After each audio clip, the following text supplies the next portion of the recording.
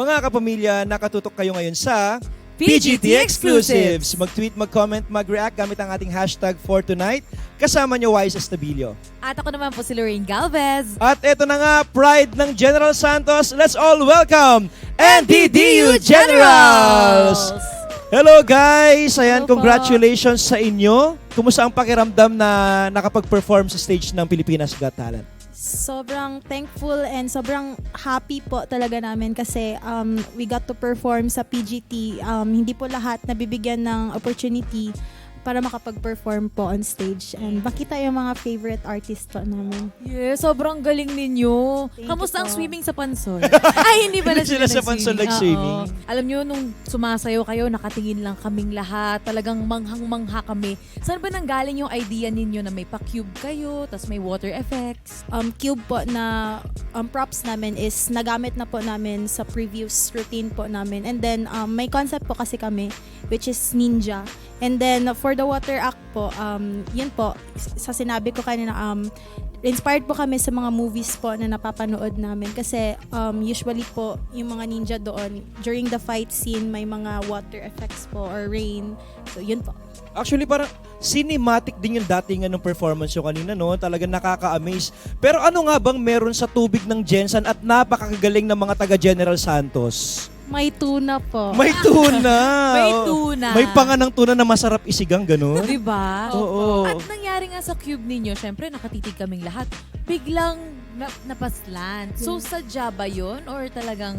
Hindi po namin in-expect po na matabingi po siya ng konti kasi dapat hindi po talaga gano'n. Pero so far, I'm so proud of my teammates kasi nagampanan pa din po nila yung sayo. Napatuloy pa din po. Kasi mukhang sadya.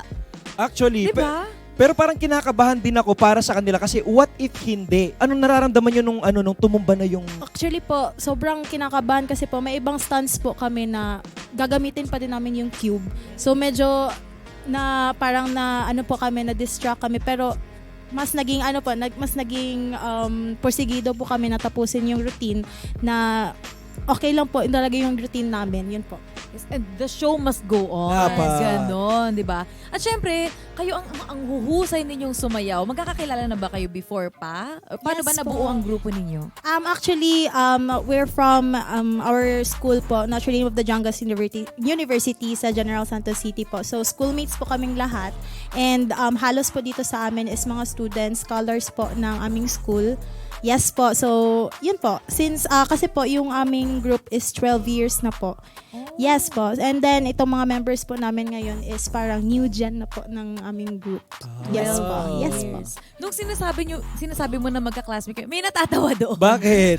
Hindi siya Kanina pa niya hindi siya pumapasok. Hindi kasi, ang favorite part ng costume, Ano yun? ang favorite part ko sa kanila sa costume Oh, nila ano ay yun? yung towel nila. Bakit yung towel? Yes. Kasi syempre para sa ating mga kapamilya, Ah. nabasa po sila kanina, di ba? Kaya ngayon nagpapatuyo lang po sila. Kailangan nilang protektahan yung mga sarili nila.